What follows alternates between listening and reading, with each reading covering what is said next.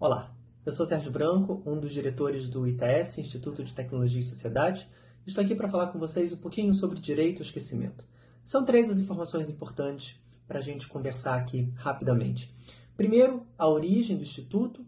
Segundo, como a Europa, em 2014, muda um pouco a forma como o direito ao esquecimento vinha sendo discutido. E, finalmente, o direito ao esquecimento no Brasil.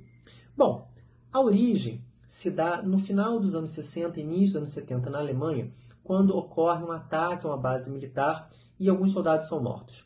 Um dos envolvidos é preso e quando ele estava prestes a sair da cadeia, sabe que um canal de televisão decide fazer um documentário narrando o que havia acontecido antes e mencionando inclusive seu nome e sua imagem.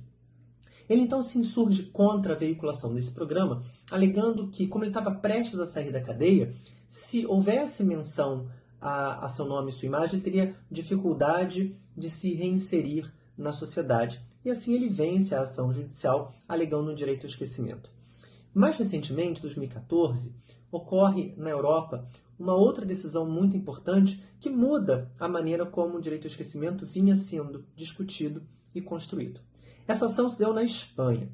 Trata-se de um advogado espanhol que tinha uma dívida com o Estado espanhol e quase perdeu o imóvel dele por conta dessa dívida. O imóvel ia ser vendido em asta pública. Contudo, ele consegue quitar a dívida antes do leilão e, portanto, não perde o imóvel. Porém, vários anos depois, pesquisando pelo nome dele na internet, ele via referência ao leilão, né, que quase aconteceu para a venda do imóvel de vários anos antes. E ele então decide propor uma ação judicial contra o Google, pedindo ao Google que não mostrasse mais o link para a notícia do jornal. Veja que aqui é diferente do caso da Alemanha, porque no caso da Alemanha, o que se queria era impedir a veiculação do próprio conteúdo. E aqui não era o conteúdo o objeto da ação judicial, mas sim o link que levava aquele conteúdo. E esse espanhol venceu também a ação judicial, o que acabou sendo bastante criticado, porque um dos argumentos é que você estaria entregando ao Google, ao ente privado, o poder de decisão do que pode e o que não pode ser acessado. Mas como é que essa discussão repercute no Brasil?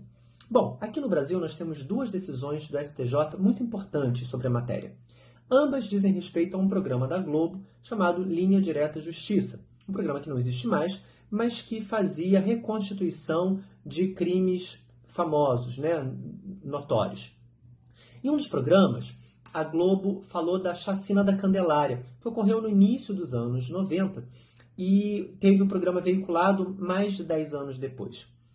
Quando o caso chegou ao STJ, a Globo perdeu essa ação judicial porque o STJ entendeu que a Globo poderia ter feito o programa sem, contudo, mencionar o nome de um dos supostamente envolvidos, uma das pessoas supostamente envolvidas, que havia sido, inclusive, absolvido depois. Um caso bastante semelhante ao caso da Alemanha. No segundo caso, tratava-se da morte de uma jovem chamada Aida Cury, que morreu no Rio de Janeiro nos anos 50. Foi um homicídio.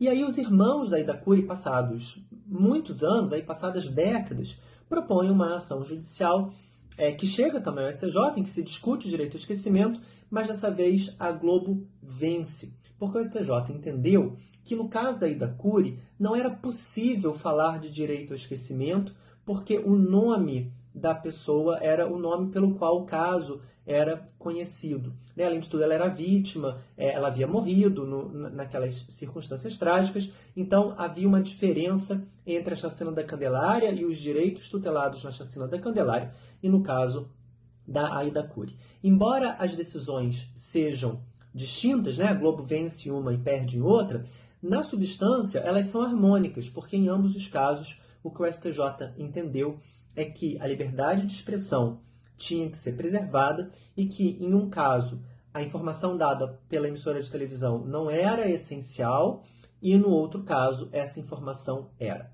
Bom, o direito ao esquecimento tem sido objeto de uma disputa, para saber qual é o seu campo de abrangência, quais são suas fronteiras. Então, muitos livros, muitos artigos, muitas teses têm sido escritas sobre isso, convido vocês a ficarem de olho no direito de esquecimento, porque é uma discussão bastante interessante. Espero que tenha sido útil e eu fico à disposição caso haja interesse, caso haja alguma dúvida. Obrigado, um abraço, tchau, tchau.